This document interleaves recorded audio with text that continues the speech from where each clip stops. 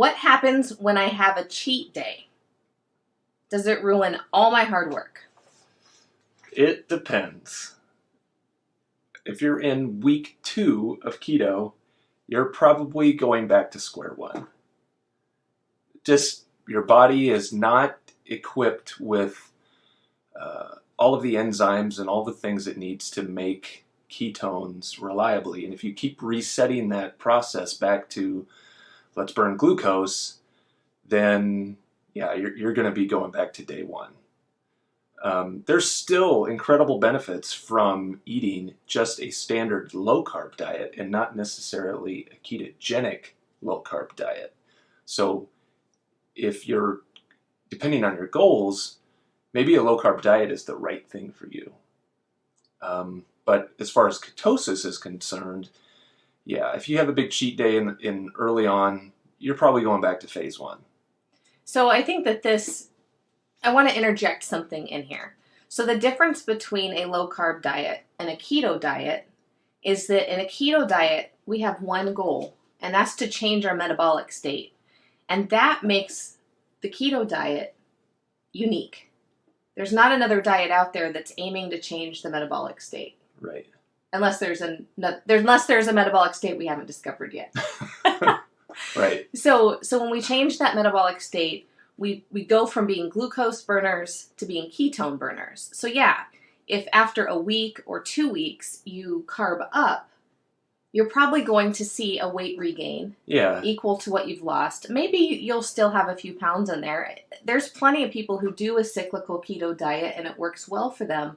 But generally what they're doing is their carb ups aren't a plate of nachos or bowls of popcorn or going out and having a pizza, etc. It's, I'm going to have a sweet potato tonight with dinner. Right. It's very healthy, whole food, cyclical keto dieting that can be powerful. Yeah. So let's say you're on keto for a year and you have a cheat day and maybe even a cheat couple of days. We have found in our experience that depending on the length of that cheat, we don't even go out of ketosis or we're able to get back into it extremely quickly within a day or two. For me, I don't know yours. That's happened, but it's taken 2.5 years for me to get there, and that's called metabolic flexibility. So, but it takes time, and it takes being uncomfortable, dealing with the cravings, right? Because there's a lot of keto experts out there who are like, oh, cravings just disappear, you never deal with them again. I think that's very simplistic. I don't think that's reality, because we still have emotions, we still have bad days. You had a rough day yesterday where and you wanted to eat carbs, and so you ate your macadamia nuts. Yeah, I was real close. I actually fed a $5 bill into a vending machine. I didn't tell you that. I fed a $5 bill into the vending machine, and if it hadn't spit it back out at me, I would have had some donuts or something. I'm sure I would have. It was, drills can be stressful, but I was just like, okay.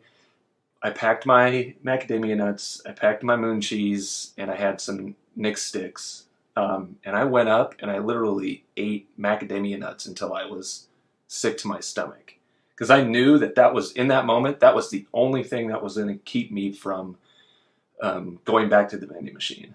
And it worked. Was that hunger or was that an emotional event? It was stress. It was pure stress. And so his macadamia nuts, so he always takes food with him as an emergency backup plan.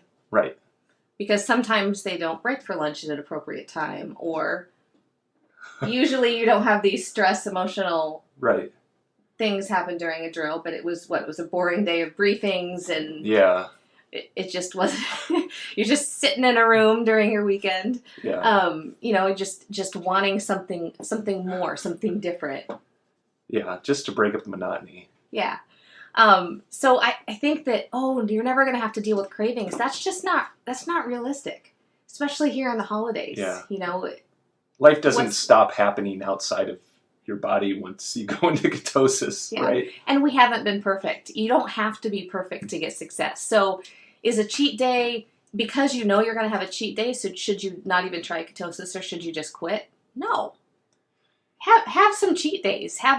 spend time with your family. For Christmas, our plan is to go off of keto for either 4 or 5 days. But we're going to have, when we do this, and we can talk about this if you guys are interested, just real briefly, we have a day we go off, and a day at a time we go off, and we have a day at a time we go back on, and we agree on it. Strict guardrails. And we don't allow excuses in. One of us, if I look at Jeremy and I say, I really like sugar, I'm not going to go back on keto. He's going to go, well, fine, then I'm not either.